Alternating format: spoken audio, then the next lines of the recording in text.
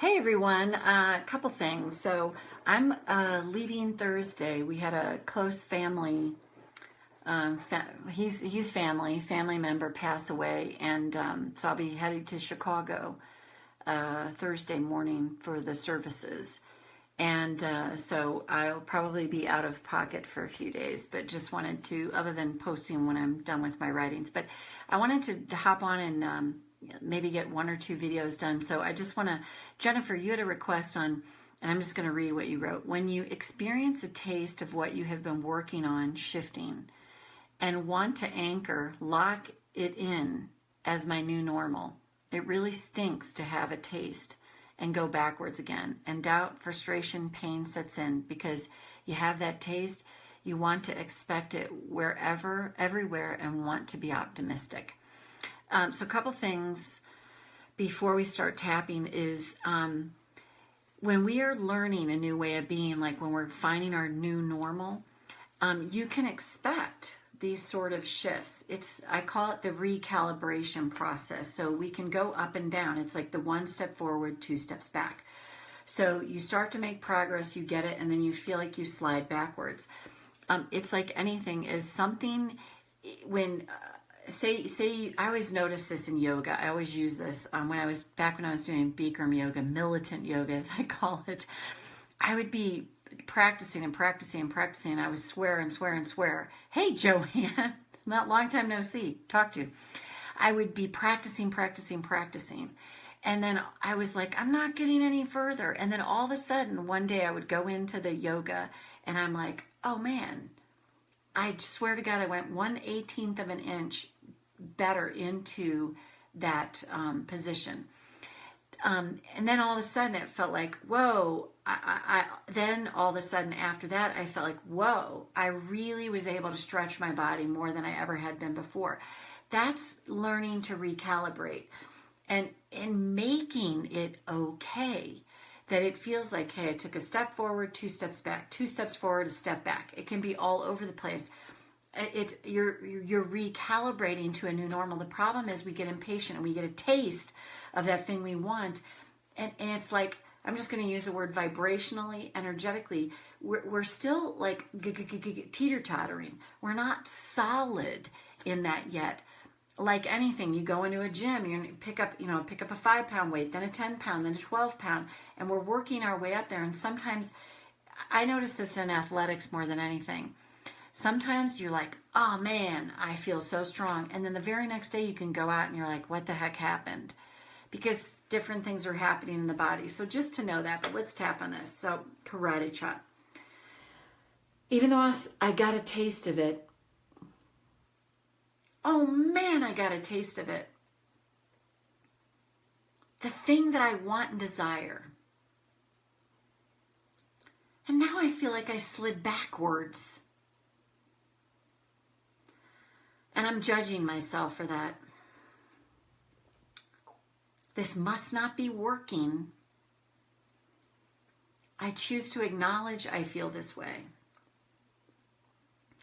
Even though I got a taste of it. This taste of what I want. And then I slid backwards. Or at least that's what I thought. So I feel like it's not working. I acknowledge myself and my feelings now. Even though I got that experience, I felt it. I saw something manifest. And the next day, I feel like I'm shit on a shingle. I backslid. But did I really? I choose to acknowledge myself right now. Go to the eyebrow. This really stinks. I got some forward movement. And then I slid backwards again. What if that's okay? What if that's the way it goes? What if there's nothing wrong with that at all? Even nature needs to back off. Even nature takes a breath. What if I'm not really backsliding? I'm just recalibrating. I'm not solid in this yet. So what appears to be one step forward, 2 steps back, isn't that at all. It's learning, growing into my new normal. I am recalibrating into my new normal. And the fact that I found it and felt it, this thing that I desire, even for just an instant, is actually an indicator that I'm moving in the right direction, that I'm headed in the right place. I backslide, so what? What if I can make that okay? What if what's happening is I learn to make myself wrong for what appears to be me backsliding? What if I'm not backsliding at all? I'm actually going back to what I know. Temporarily. But what if that's the most important thing? Is just to make it okay.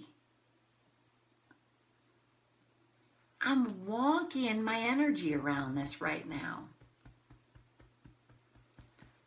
I've had a pattern in place for decades. So I get this hit, this wink, this nod that I'm moving in the right direction. And I learn to make that wrong. See, it's not working. Because I'm going back to what's familiar. But then I'll move forward again. I'll feel that feeling again. Oh God, I'm getting it. And then I might go back. It's just like this with animals. When they get rehomed, they hide. They might move out from under a bed a little bit. Branch out from their hiding place. But then get skittish and go back. And then they branch out again. And get skittish and go back. In the animal world, the fact that they go back to their safety zone is actually considered a really good thing. It means that they have a good sense of self-protection. So they go back to the safety of hiding out. And then they muster up the courage to branch out again. And then they go back. And they might stay back for a few days. And then they branch out when everyone's sleeping. They're learning to feel safe branching out. They have to go back to their hiding place so that they can feel safe again. They're trying to figure out, how safe is this place, really? And the more they branch out in little tiny increments and feel safe,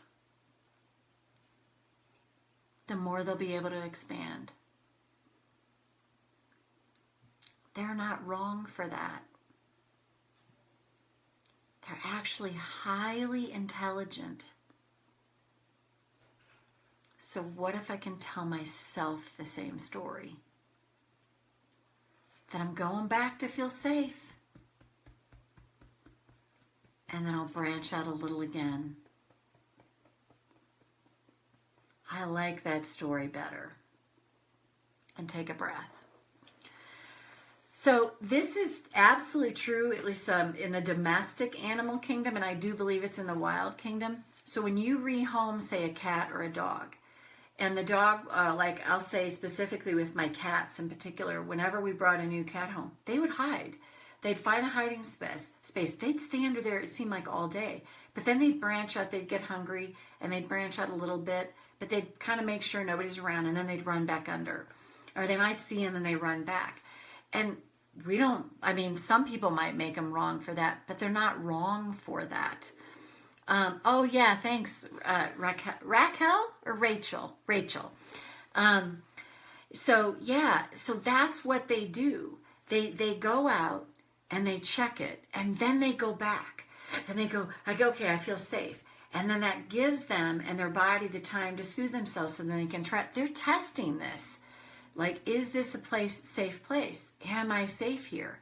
My cat that I've had for a year and a half now, she's so much more comfortable. She'll still like go and she's not confident. Like all of a sudden she'll just run and go under a bed. And we don't make her wrong for it. We don't tell her she's bad, but we tell ourselves that, about ourselves. See, but that's what you got it. They branch out. Okay, is this safe? Okay, wait, that's new for me. This is a new way of being, So learning the new normal is I got to branch out. Okay, I got to go back. Branch out. I got to go back. Branch out. I got to go back. So if you can start to tell yourself that, I think you'll find that this is working perfectly and you're actually headed in the right direction. So hopefully you found this helpful. Rachel, it looks like you did. And that's Joanne. Glad you're here too. And I hope you guys have a great evening or rest of your day wherever you are. And that's it. Bye for now.